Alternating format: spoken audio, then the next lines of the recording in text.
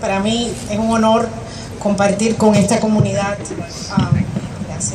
con esta comunidad exiliada aquí en Boston. Y le agradezco profundamente al Comité Bandera Cubana, especialmente a Regla González por su incansable labor para mantener viva la llama de la cubanía aquí en esta fría ciudad. Me siento con mucho calor humano hoy aquí. Les agradezco mucho su presencia, tanto a los cubanos exiliados como a los latinoamericanos que nos honran con su presencia aquí.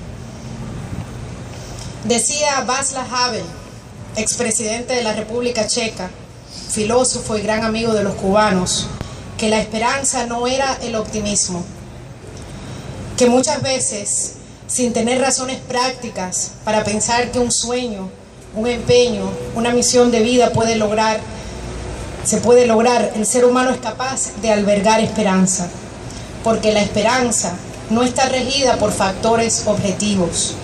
Porque decía Havel, la esperanza es una orientación del espíritu. Hoy vengo aquí con una esperanza renovada. La esperanza, la convicción de que Cuba será libre. Son casi 56 años de lucha. Miles han muerto frente a los paredones de fusilamiento. Miles en el estrecho de la Florida, tratando de escapar al totalitarismo castrista. Miles los cubanos que han sufrido y sufren hoy prisión política. Miles los desaparecidos. Casi 2 millones de desterrados, náufragos por el mundo, con la casa a las espaldas y los muertos abandonados, como decía Martín. Han sido muchos ya los activistas de derechos humanos que han muerto en los últimos años en condiciones desconocidas y bajo el control de la seguridad del Estado. Pero no hemos dejado de luchar. No hemos dejado de soñar que es posible el futuro en libertad para Cuba. Hoy estamos reunidos aquí y eso se traduce en esperanza. A pesar de todos estos años, nuestra bandera con la estrella solitaria sigue guiando nuestros pasos. El régimen del general Raúl Castro ha invertido e invierte millones en una campaña internacional para que el mundo libre crea que su régimen ha iniciado reformas. El pueblo dentro de Cuba sabe que eso es una mentira. Lo sabe porque hay más hambre, más insalubridad, menos médicos, menos medicinas, menos transporte, productividad casi nula, porque la represión ha crecido en los últimos años y los asesinatos políticos recientes lo corroboran. Orlando Zapata Tamayo, Wilman Villar Mendoza, Héctor Riverón, Juan José Soto, Sergio Díaz Larrastey, Daisy Talavera Ortiz, Laura Pollán Toledo, Osvaldo Payá Sardiñas y Harold Cepero Escalante son algunos de los nombres de activistas y líderes de la oposición muertos en condiciones no aclaradas por el régimen de la isla, en hospitales, en la prisión o en las carreteras. Y por eso el pueblo ya no se calla.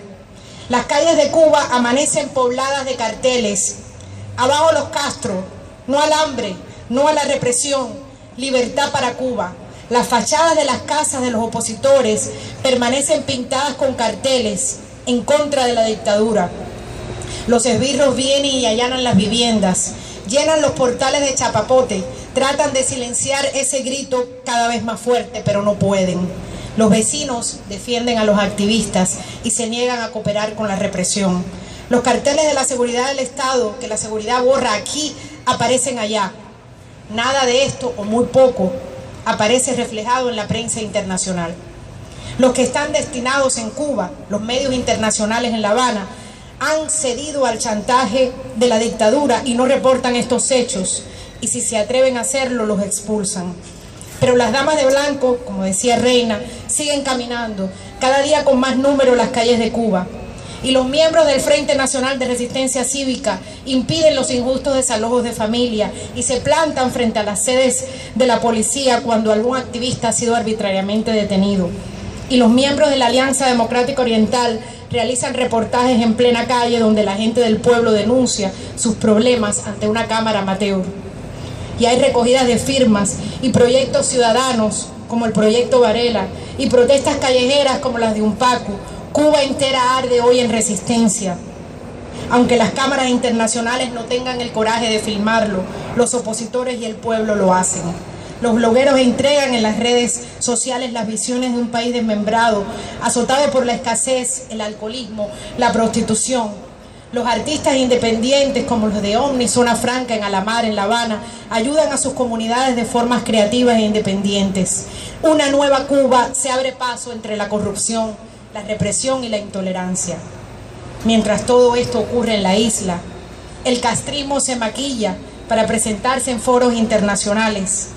Se maquilla de reformista, se presenta ante empresarios para buscar inversiones y hacer cabildeo para que Estados Unidos le levante las sanciones económicas, el embargo comercial.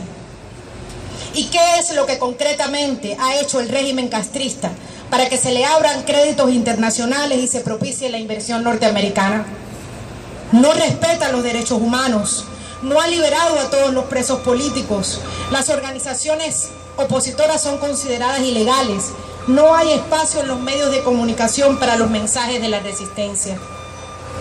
¿Cuáles son los cambios concretos en un país que ni siquiera tiene ley de inversión y donde son decenas los extranjeros en este mismo momento que están presos y chantajeados o asesinados por ese régimen cuando ya no les convienen como socios comerciales?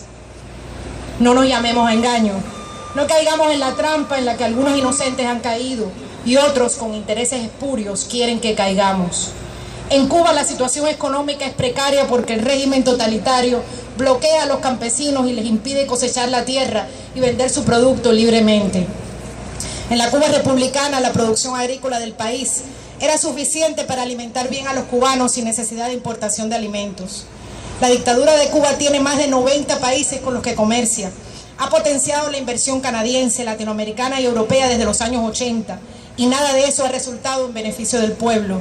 Más bien ha ayudado a arreciar la represión, a convertir a los militares en una clase económica poderosa que posee grandes mansiones y bienes mientras el pueblo sigue en la miseria.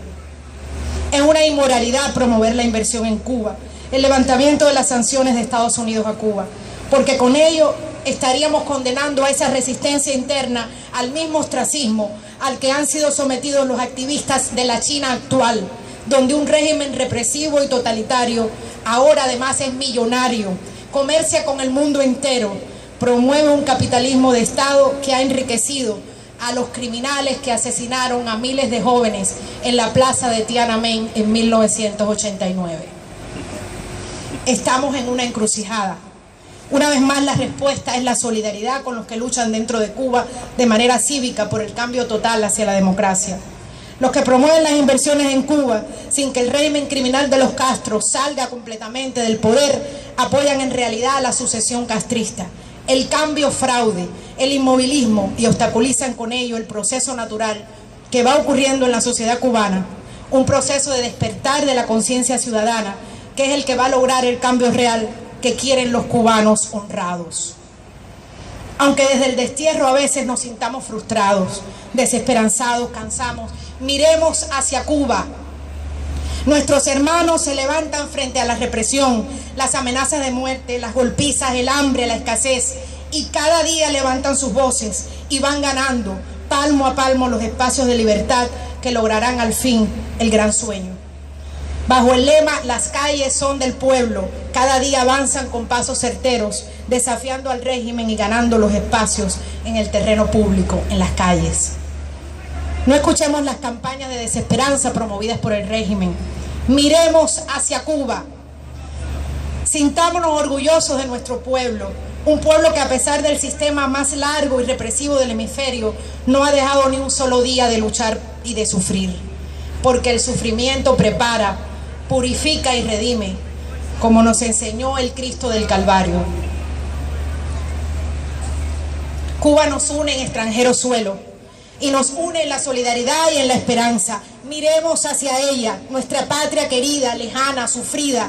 Miremos a la Cuba profunda para que nos demos cuenta que es solo dentro de ella que se puede lograr la verdadera transformación que anhelamos. Nuestros hermanos necesitan de nuestra solidaridad. No concesiones a la dictadura, solidaridad con la resistencia interna. Esa es la fórmula triunfante. Hoy más que nunca la de Majagua vive. El grito de independencia lanzado en 1868 por Carlos Manuel de Céspedes hoy retumba en Cuba. La de Majagua vive, vive hasta que logremos ser libres y verdaderamente soberanos.